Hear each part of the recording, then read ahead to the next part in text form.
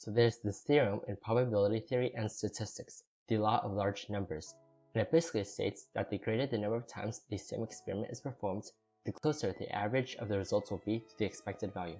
So let's say you flip a fair coin 5 times, for example. You might get 3 heads and 2 tails, which is what you'd expect. You could also get 5 tails in a row instead, which is far less likely, but it could happen. But if you flip that same coin 200 times, the ratio of heads to tails will almost definitely be far closer to 1 to 1, or approximately 50% for either side of the coin. This ratio of heads to tails will tend toward 1 to 1 the more coins you flip, simply because that's the expected ratio of outcomes. So how does this relate to League of Legends? A lot of people, myself included, complain about other people messing up their games. The thing is, trolls and poor players are just as likely to show up on the enemy team as they are on yours.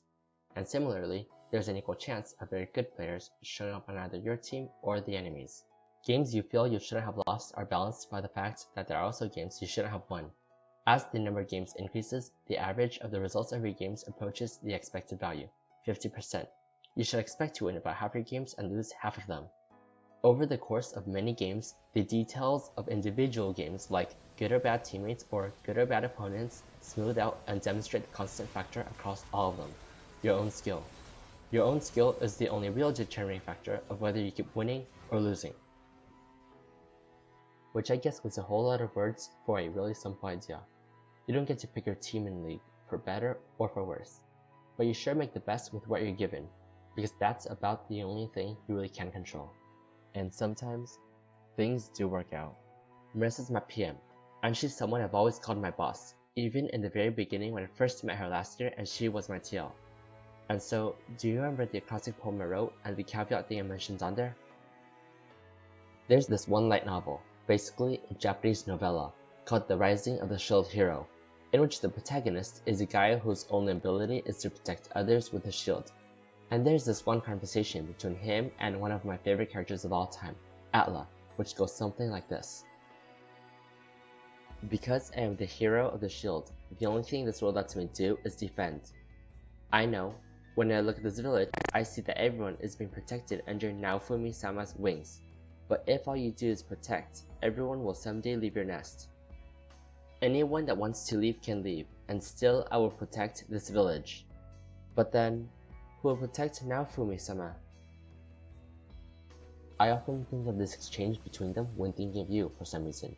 How you're going to stay while all the first year newbies who come under your wing will eventually grow up and leave the Jordan nest. And while a lot is expected from a PM, you do everything flawlessly. And I remember asking one time, I know I can turn to you, or Monica I guess, when something comes up for me. But as a PM, after you've listened to everyone's rants and everyone's put their burdens on you, who can you turn to? And I remember you told me Kari and Evelyn. And some other people, I think. But I'm glad that's the case. Because I also wanted to let you know that you can hit me up whenever and I got you. Like, next year. Because you will always be my amazing, resplendent, adjacent boss. And someone who, whenever I see, I'm always going to be super excited and hyped up and everything. Because yeah, you're the best PM ever, and everything I could have ever asked for.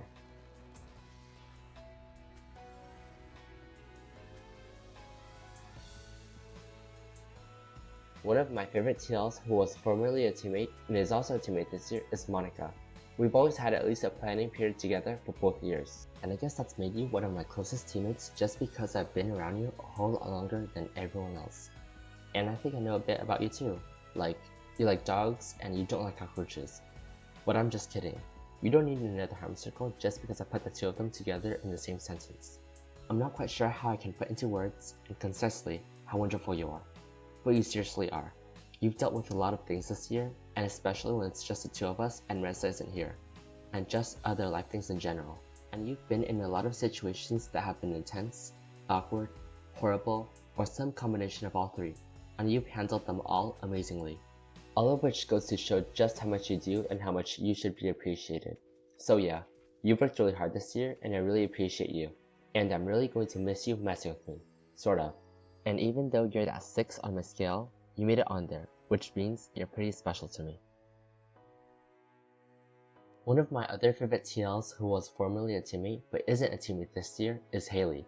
So Haley is someone else I know super well, not only because of this year, but because we were also together a lot last year in our shared planning periods.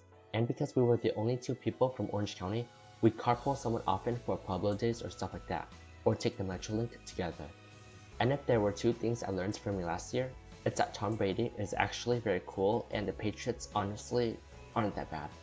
Because regardless of whether they're all cheaters or horrible people or whatever, there's no denying that they're very good at what they do. And I mean, those fourth quarter comebacks though. And also, a message as well. After my accident last year and everything, you offered and drove me that week and you really saved my Trader Joe's turkey bacon. And I'm still very, very grateful. And you're a great friend. Thank you, Haley. Uh-oh, about 10 seconds left. So, some last words. Kaylee, Sanchez, Melody, and Heidi are my top 4 favorite students. Feelings or emotions or whatever really are superpowers. And Marissa is indubitably the best PM ever.